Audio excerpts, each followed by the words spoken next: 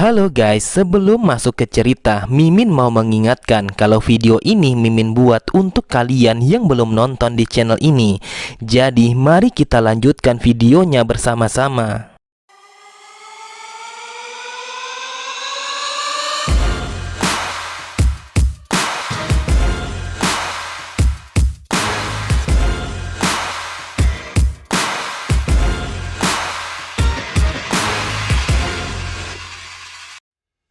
Assalamualaikum warahmatullahi wabarakatuh. Halo semua, kembali lagi di channel Reder Manhwa. Kali ini Mimin akan melanjutkan sebuah komik yang berjudul Sang Legenda Iblis Selatan Pengacau Surga. Dan apabila kalian masih bingung dengan alur ceritanya, kalian bisa cek deskripsi atau langsung saja menuju playlist yang ada di halaman channel ini untuk memulainya dari part 1. Tanpa basa-basi lebih jauh, mari kita masuk di part 5. Cerita dimulai. Terlihat seseorang yang sedang termenung di depan manor utama sang pemimpin. Dia adalah sang pemimpin manor bagian dalam yang bernama Jang Myongin. Myongin teringat bagaimana ia bertemu dengan Mok Yundan ketika mereka masih muda. Ketika Mok Yundan masih muda, ia merupakan seorang pahlawan sejati. Lalu aku pun mengawasinya dan mengira bahwa dia tidak akan pernah melakukan sebuah kesalahan. Ikatanku dengannya dimulai sejak 19 tahun yang lalu ketika aku sedang menaklukkan kelompok bajak laut. Dan pada saat itu aku adalah seorang seniman bela diri yang sangat terkenal pada wilayah itu. Mok Yundan dan juga aku saling bekerja sama untuk menaklukkan para bajak laut itu. Lalu sesudahnya aku pun diangkat menjadi pemimpin dalam dan bersumpah setia kepadanya. Tetapi aku tidak tahu mengapa semuanya telah berakhir menjadi seperti ini.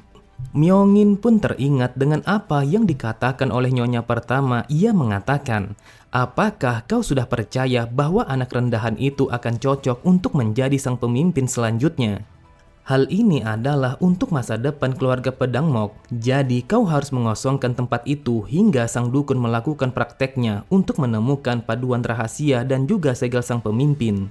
Myongin berpikir demi kedamaian keluarga Pedang Mok, aku pun mengizinkannya. Tetapi hal itu sangatlah menggangguku.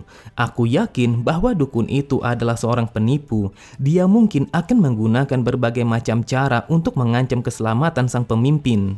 Dengan perasaan yang begitu kalut, ia pun menetapkan hatinya dengan mengatakan, "Aku tidak bisa membiarkannya begitu saja karena hal ini sangat bertentangan dengan sumpah setiaku kepada sang pemimpin."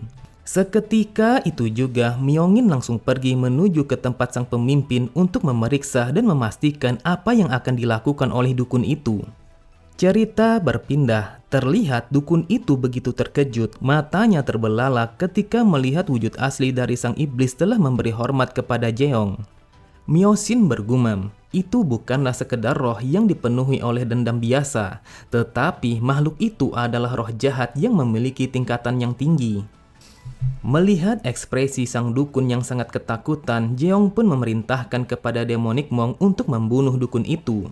Mendengar perintah dari tuannya, iblis itu langsung bergerak dengan sangat cepat untuk membunuh Myosin sesuai apa yang diperintahkan oleh tuannya. Seketika itu juga, Myosin langsung membuat segel dengan menggunakan kedua tangannya untuk menghalau sebuah serangan yang dilancarkan oleh iblis itu. Sambil menahan serangan itu, Myosin bergumam, "Apakah bocah itu baru saja memerintahkan iblis ini untuk menyerangku? Tetapi bagaimana bisa ia melakukannya? Ini sangatlah tidak mungkin karena roh jahat ini telah dipenuhi oleh dendam. Bahkan ia lebih pantas dipanggil sebagai kejahatan murni. Jadi bagaimana mungkin dia mengikuti sebuah perintah dari seseorang?" Namun sekuat apapun Myosin mencoba untuk menahan serangan sang iblis, akan tetapi tetap saja pertahanannya telah hancur begitu saja. Bahkan seketika itu juga Myosin langsung terlempar jauh ke belakang akibat serangan yang dilancarkan oleh iblis itu. Myosin pun mencoba bangkit, meskipun tubuhnya masih terasa sakit setelah terkena serangan itu. Myosin berpikir kalau ia harus bersiap apabila tidak ingin mati. Terlihat iblis itu langsung menyeringai dengan taring yang begitu besar dan juga mata yang menyala yang seakan-akan telah siap untuk membunuh Myosin di saat itu juga. Myosin begitu panik karena sang iblis telah berjalan mendekatinya. Ia pun langsung mengambil salah satu pedang yang tersusun rapi di belakangnya. Lalu sambil mengacungkan pedangnya, Myosin memerintahkan kepada iblis itu untuk tidak mendekat kepadanya apabila iblis itu tidak ingin terluka. Namun iblis itu sama sekali tidak menghiraukan apa yang diucapkan oleh Myosin. Bahkan iblis itu telah memanggil tangan-tangan kecil yang keluar dari dalam tubuhnya yang bersiap untuk melahap sang dukun. Memang benar, seketika itu juga Myosin sangatlah panik ketika tangan-tangan sang iblis telah menyerangnya dengan sangat brutal. Myosin pun memohon kepada Jeong agar Jeong menyelamatkannya dari sergapan iblis itu. Bahkan Myosin bersumpah untuk menuruti apa saja yang diperintahkan oleh Jeong. Akan tetapi Myosin langsung terdiam ketika dengan santainya Jeong yang mengatakan kalau dia sama sekali tidak membutuhkan apa yang diucapkan oleh Myosin. Dengan lirihnya Myosin berkata, "Apakah ini karena aku telah menipumu sehingga kau tidak ingin menolongku?" Jeong pun mendekatinya, lalu dengan ekspresi wajah yang seperti itu, Jeong berkata, "Bukankah kau sudah menemukan paduan rahasia dan juga segel sang pemimpin? Jadi untuk apa lagi aku membutuhkanmu?" Myosin pun tidak menyangka setelah mendengar apa yang dikatakan oleh Jeong. Ia bergumam, "Bajingan ini hanya memanfaatkanku untuk menemukan kedua benda itu. Akhirnya aku sadar sejak dari awal bajingan ini hanya ingin membunuhku setelah mengetahui di mana lokasi benda-benda itu." Beberapa saat kemudian, Jeong pun memanggil Gosin yang berdiri di balik pintu ruangan sang pemimpin. Namun, ketika Gosin berjalan memasuki ruangan itu, ia begitu terkejut ketika melihat dukun itu yang mati dengan cara menggenaskan. Gosin bertanya kepada Jeong, apakah dukun itu telah mati dan bagaimana dia mati dengan cara yang menggenaskan seperti itu. Tetapi dengan santainya Jeong berkata, "Kau bisa bertanya di lain waktu, namun bisakah kau memindahkan mayat itu tepat di hadapan sang pemimpin?" Kemudian Jeong pun bersiap dengan sebilah pedang yang telah digunakan oleh Myosin untuk menghalau sang iblis ketika ia masih hidup. Lalu Jeong mengayunkan pedang itu untuk menghancurkan semua benda yang ada di sana. Jeong berkata, dukun itu telah menggila dan mengayunkan bilah pedangnya kemana-mana secara membabi buta. Dia bahkan telah memotong salah satu dari tangan sang pemimpin. Lalu kita muncul di tempat kejadian dan mencoba untuk menghentikannya. Melihat tingkah Jeong yang menghancurkan segalanya, Gosin bertanya apakah Jeong ingin menghilangkan sebuah kebenaran yang telah terjadi di tempat itu. Dengan santainya Jeong berkata, "Apakah ada yang salah dengan perbuatanku?" Gosin pun hanya diam. Ia bergumam, apa yang ia lakukan memanglah masuk akal, tetapi apakah mereka akan percaya begitu saja? Aku tahu bahwa nyonya pertama tidak akan mudah untuk ditipu. Dia tidak mungkin akan menerima penjelasan seperti itu tanpa menginterogasi secara mendalam. Lalu Gosin berkata, "Wahai tuan muda, menghilangkan sebuah fakta dengan hanya setengah-setengah seperti ini akan membuatmu semakin dicurigai. Jadi apa yang harus kau lakukan? Sekalipun kita telah membuat cerita kalau dukun itu telah menggila dan kita yang mengalahkannya, tetap saja nyonya pertama yang sudah memanggil dukun itu tidak akan menerima alasan itu begitu saja." Jeong pun mencoba memikirkan apa yang diucapkan oleh Gosin. Lalu ia berkata, "Aku rasa aku perlu membuatnya agar bisa lebih dipercaya." Terdengar Gosin yang bertanya apa yang akan dilakukan oleh Jeong setelah ia melihat kalau Jeong telah mengangkat pedangnya. Ternyata Jeong telah menusukkan pedang itu kepada kakinya. Sambil tertawa Jeong berkata, dukun itu telah memotong tangan sang pemimpin. Lalu ia berusaha untuk membunuh putranya yang sama sekali tidak bersalah. Sontak Gosin sangatlah terkejut. Ia tidak menyangka bahwa Jeong dengan gilanya menusukkan pedang itu hanya untuk membuat sebuah alasan kepada nyonya pertama. Meskipun terasa sakit, Jeong hanya tertawa sembari mengatakan, apakah dengan luka ini bisa membuat ceritanya sedikit lebih dipercaya?